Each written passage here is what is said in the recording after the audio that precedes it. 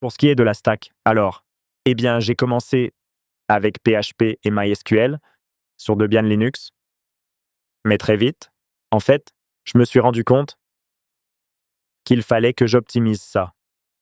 J'ai commencé à utiliser Memcached et les serveurs Apache ne suffisaient plus, donc on a dû mettre en place Nginx.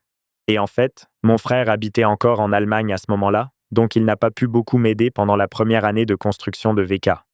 Parfois, je réussissais à le joindre par téléphone. Et à cette époque, j'utilisais encore un de ces vieux téléphones à fil. Pour l'appeler, je disais: « Je fais quoi? Comment j'installe Nginx? Je suis pas un gars qui utilise Linux. »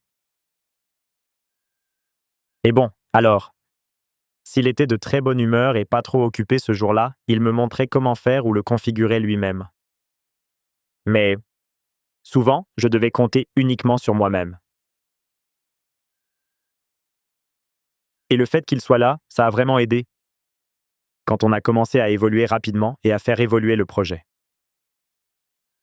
Parce qu'au début, en fait, tu te rends compte qu'un seul serveur ne suffit pas. J'ai dû en acheter un autre, puis encore un autre, et encore un autre. Et la base de données devait être sur un serveur différent. Ensuite, il faut diviser la base de données en tables.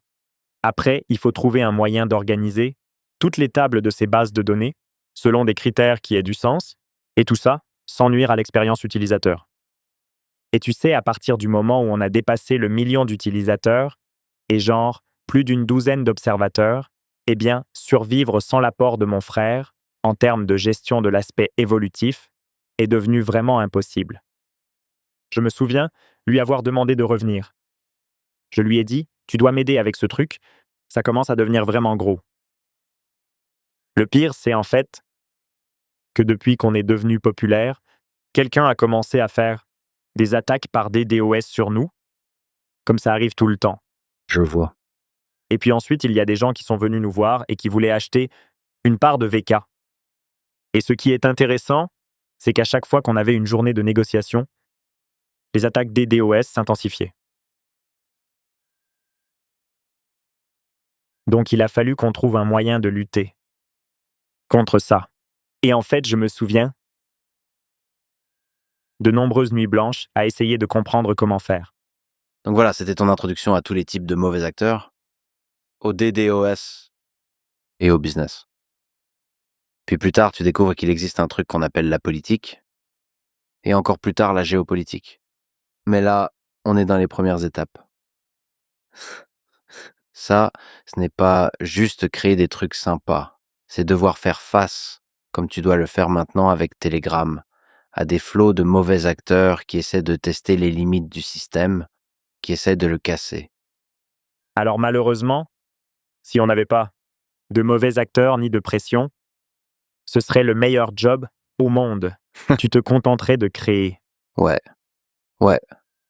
Et donc, avec l'aide de ton frère, comme tu l'as mentionné avec Nginx, et le sharding des tables, une partie des problèmes est de nature algorithmique. C'est presque comme de l'informatique théorique, donc ce n'est pas juste une question d'acheter plus d'ordinateurs. Mais en fait, c'est de comprendre comment faire marcher tout ça de manière algorithmique, super rapidement. C'est en partie des maths. Une autre partie, c'est de l'ingénierie pure, mais en partie, ce sont des maths. Ouais. Donc à ce stade, je pouvais gérer les notions de base. Je pouvais un peu mieux comprendre comment intégrer l'évolutivité dans la base de code et comment charder mes tables dans la base de données où je pouvais en fait inclure Memcached directement au lieu de faire des requêtes à la base. C'était assez facile parce qu'à l'époque, c'était encore du PHP. À partir du moment où mon frère est revenu d'Allemagne, je crois que c'était vers 2008, je lui ai demandé: est-ce qu'on peut rendre ça encore plus efficace?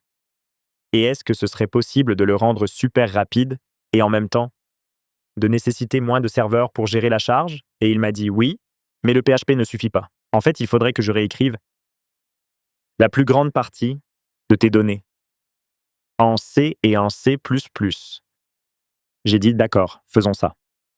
Et il a invité un de ses amis pour l'aider. Et ce type est un autre champion absolu, tu vois.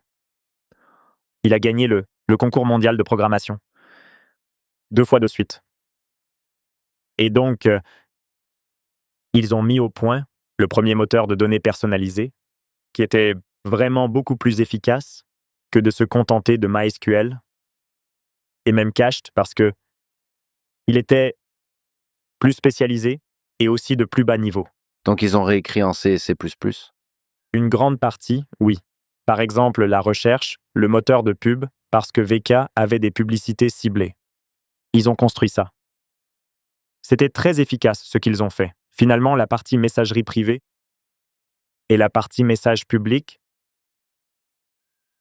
Puis, à un moment, on s'est rendu compte qu'il y avait très peu de sites web en ligne qui se chargeaient plus vite que VK. Ah, sympa. Et je me souviens qu'en 2009, je suis allé à la Silicon Valley et j'ai rencontré Mark Zuckerberg. C'était la première fois que je le rencontrais avec certains des autres membres principaux de l'équipe initiale de Facebook. Rappelle-toi que Facebook n'avait alors que 4 ou 5 ans. Et tout le monde me demandait comment ça se fait que même dans la Silicon Valley, VK arrive quand même à se charger plus vite que Facebook.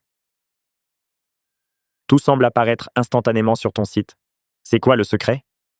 C'était une des choses qui les a rendus vraiment tous très curieux.